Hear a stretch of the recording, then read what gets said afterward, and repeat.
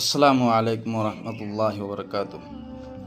সকলকে অনেক অনেক ঈদের শুভেচ্ছা রইল। সকলকে জানাই অন্তরস্থল থেকে অনেক অনেক অনেক অনেক ঈদের শুভকামনা।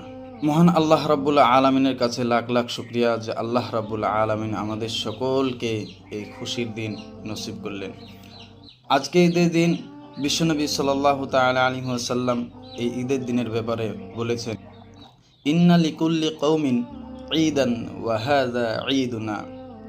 অর্থাৎ প্রত্যেক জাতির জন্য একটা খুশির দিন থাকে, একটা ঈদের দিন থাকে, আর আমাদের জন্য আজকের দিনটা হচ্ছে খুশির দিন বা ঈদের দিন।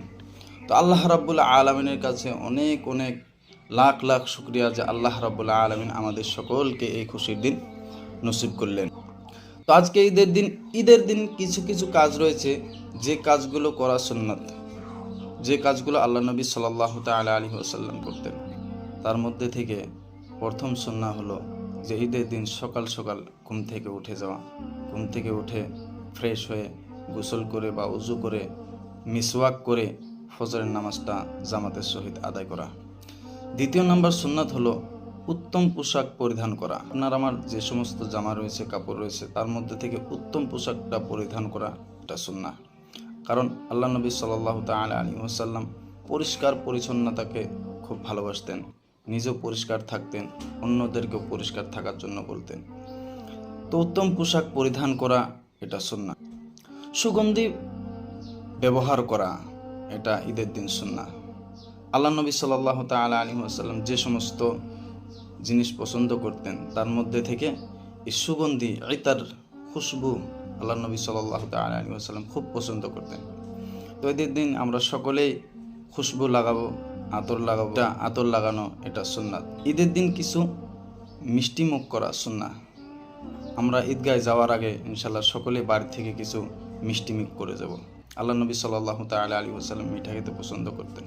তো ঈদের দিন মিষ্টি মুখ করা এটা সুন্নাহ। ঈদগাহে যাওয়ার পূর্বে সাদকাতুল ফিতর আদায় করে দেওয়াটা সুন্নাহ। কারণ আপনি আমি ঈদে যাব, ঈদে যাওয়ার আগে যদি আপনার আমার বাড়ির পাশে যদি কোনো একজন গরিব মানুষ যদি থেকে থাকে আর তার যদি হাজতগুলো পূরণ না হয়, তার যদি চাহিদাগুলো পূরণ না হয়, তাহলে আপনার আমার ঈদ করাটা বেকার হবে। যার জন্য আল্লাহ নবী সাল্লাল্লাহু তাআলা আলাইহি ওয়াসাল্লাম বলেছেন, যে ব্যক্তি নিজের আশপাশের খবর নেবে না সে আমার উম্মতের মধ্যে থেকে। তার জন্য সদকাতুল ফিতরটা ঈদের মাঠে যাওয়ার আগে আদায় করে দেওয়াটা সুন্নাহ।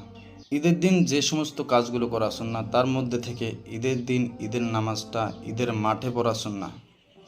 যদি কোনো অসুবিধা না থাকে, যদি কোনো অসুবিধা থাকে তাহলে হয়তো মহল্লার মসজিদে হোক, মসজিদে পড়ে নেওয়াটা সুন্নাহ। ঈদের মাঠে যাওয়ার সময় এক রাস্তা দিয়ে যাওয়া, আরেক রাস্তা দিয়ে ঘুরে আসা এটা সুন্নাহ। যখন ঈদের মাঠে যাব তখন আস্তে আস্তে তাকবীর পড়তে পড়তে যাব। আল্লাহু আকবার, আল্লাহু আকবার, লা ইলাহা ইল্লাল্লাহু, আল্লাহু আকবার, আল্লাহু আকবার, ওয়ালিল্লাহিল হামদ। তো ঈদুল ফিতরে এই তাকবীরটি আস্তে আস্তে পড়তে হয়। তো আমরা মনে মনে এই তাকবীর পড়তে পড়তে যখন ঈদগাহে যাব তো সকলেই আমরা এই তাকবীরটি আস্তে আস্তে পড়ে পড়ে আমরা ঈদগাহে যাব।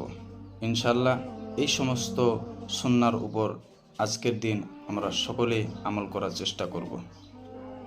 ভালো থাকবেন। আল্লাহ রাব্বুল আলামিন সকলকে সুন্দরভাবে ঈদ উদযাপন করার তৌফিক দান করুন।